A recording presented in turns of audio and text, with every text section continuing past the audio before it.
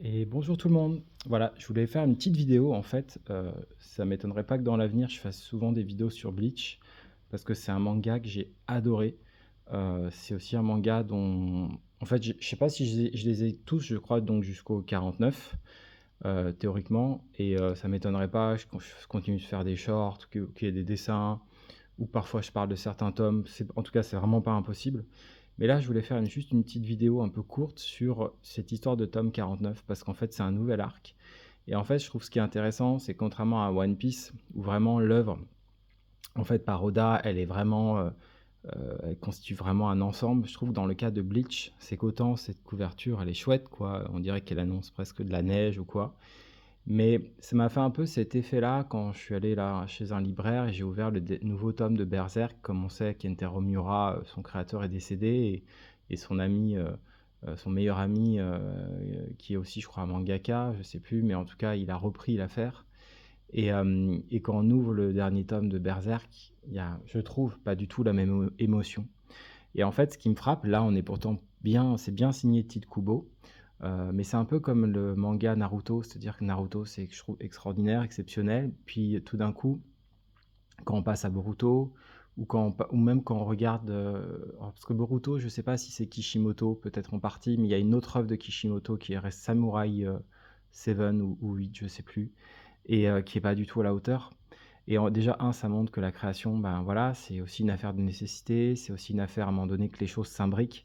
C'est pas un bon créateur, voilà, peut se planter. C'est pas, en fait, c'est jamais gagné d'avance, quoi. Vraiment jamais. Et puis parfois, il y a même des créateurs qui, je dirais, ils ont raison de se planter, parce qu'en fait, parfois, il y a des créateurs qui sont bons tout le temps, mais en même temps, il y a d'autres qui parfois se perdent et après, ils font des œuvres vertigineuses après tout ça.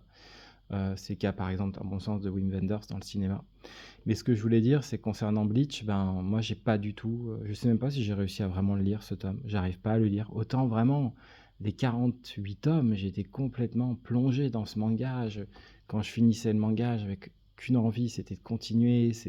C'est vraiment, pourtant il y a peut-être des choses, je n'aimais pas tout, mais vraiment c'est un manga qui m'a saisi, quoi. Bleach, c'est l'un de mes mangas préférés. Je pense qu'il y a une esthétique, une poésie aussi qui me parle beaucoup. Puis au-delà, il y a au-delà des affrontements, des personnages.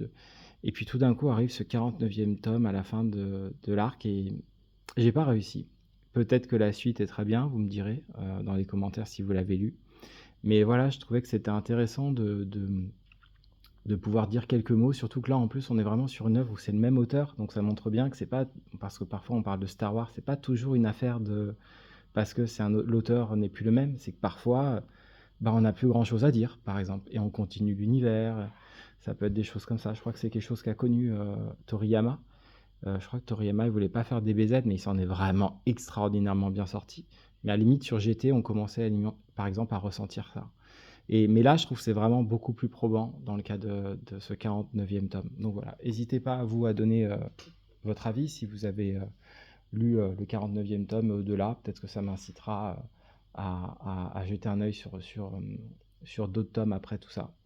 Mais voilà. Bah écoutez, à bientôt pour une prochaine vidéo. Merci à tous de votre écoute. Et puis, comme je le dis souvent, n'hésitez pas à partager le contenu, à le liker, à privilégier des vrais temps de visionnage si ça vous intéresse. Comme je dis souvent, parfois, entre youtubeurs, c'est pas forcément une bonne pratique. Il y a des youtubeurs qui vont juste faire des likes de retour, alors qu'en fait, YouTube devrait pas fonctionner comme ça, vraiment. C'est pour ça que c'est important aussi les vrais abonnés, c'est-à-dire d'être soit dans des temps de visionnage corrects, quoi.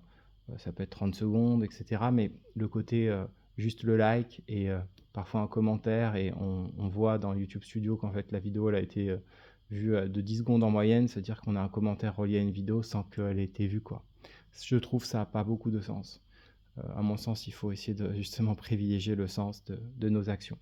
Mais en tout cas, voilà, je voulais interroger pour le coup ce sens de ce 49e volume, parce que je l'aime bien, soit l'esthétique du manga est chouette.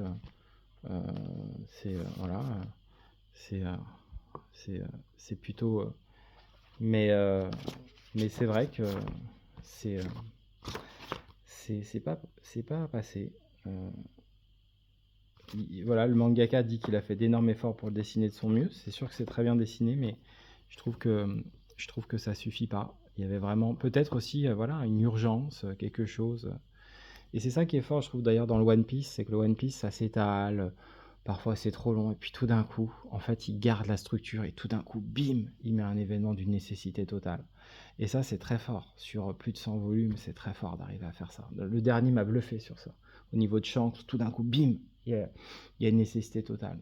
Et là, à mon sens, là, tout d'un coup, il y a quelque chose. Et en plus, on sent que quelque chose de nouveau commence, que dans One Piece, on sent que ça chute, puis on sait qu'il y a quand même la quête. Là, la quête, elle c'est fini. Donc c'est un nouvel arc qui commence. On sait pas trop où ça va. C'est tout d'un coup, ça m'a fait arrêter l'achat de ce manga, quoi. Allez, à bientôt.